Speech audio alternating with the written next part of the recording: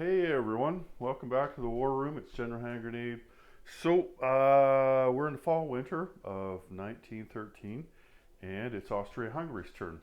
So, a couple things we got to get to before I do anything. First is typhus hit.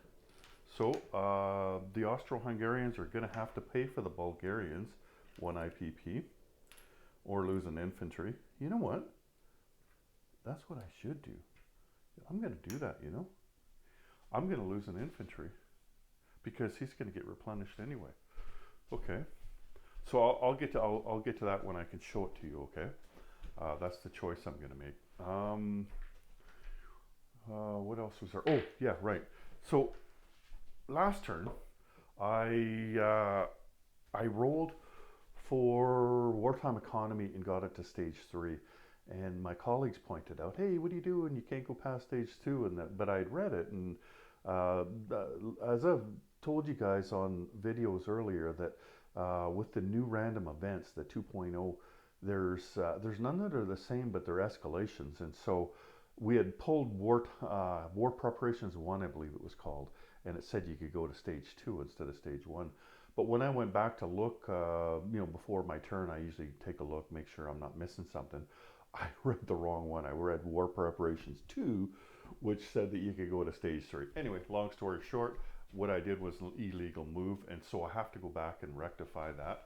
I can't go for wartime economy. That goes back to stage 2. I'm going to go for defense in depth, and so I'm going to need a 7, and this is for last round. 10. Oh, got it. Good, good, good. So then I've got this round, and you know what? Let's go for counter battery fire. That's only a 6 to hit that, so let's do that since I'm not rolling great anyway for these things.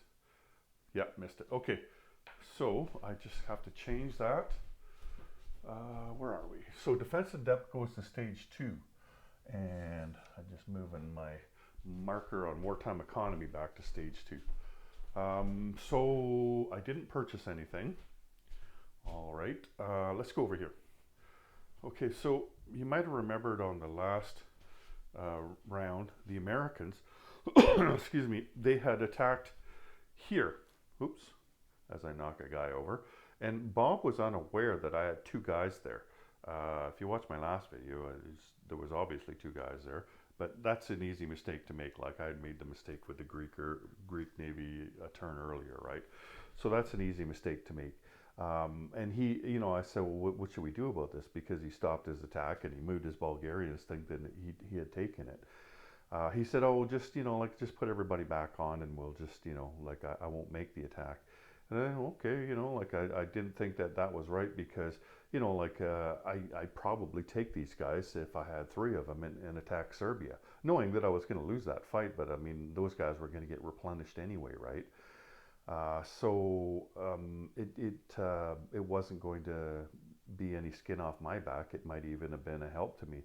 But I don't feel right about that. I mean, we're all trying to play an honest game and everything, and it was an honest mistake. And just like I've made honest mistakes, and we all have.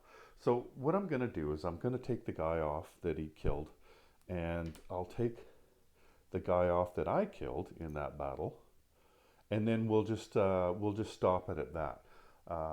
We'll just say, okay, the battle's over, and not do anymore. So now with the typhus thing, I'll take the infantry off. I wish I could. It was infantry class, but when in the rules or anywhere, if it says infantry, it means regular infantry. If it says infantry class, well then I would have taken a militia because they're cheaper, right? But anyway, so I'm not going to make that attack into Serbia. I'd rather just leave the artillery there.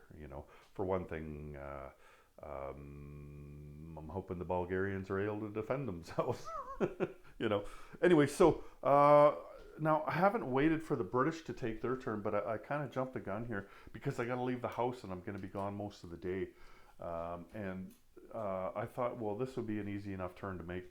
The Ottomans, I'm not sure what the Greeks are going to do, so I don't want to take the Ottoman turn before I leave, but I will take this turn because I think it's unlikely that anything's going to happen. I'm pretty sure he wasn't going anywhere with this transport. He can let me know and I'll believe him if he says that he was going to. But assuming that he's not going to, The Bulgarian pre-dread is going to come down there in port, and he's going to try to take out that transport, and the rest of the Bulgarians aren't going to do anything. So let's just go roll that sucker. The port defenses is a 3. I have to force the port, and so we'll just see if we can get in there first. And 9. So I've, oops, well, it was a 9 anyway. I've gone through the port defenses, and now this is an auto kill. Okay, there we go. And so this guy's back out into the water. He's not in the port because I don't own that port. Anyway, I guess that's about it. I can't do anything else, obviously. I can't move anything else on the board. So then Austria's income is 2. So that brings me up to 4 IPP. And there we go. No disposition to be had because there's, well, I guess I could tell you, yeah, if you didn't see it, there's 2 militia and artillery in Bulgaria, and the pre-dread in C-Zone M7. So that's about it. That's all I can tell you. Take care, everyone. General Hand Grenade out.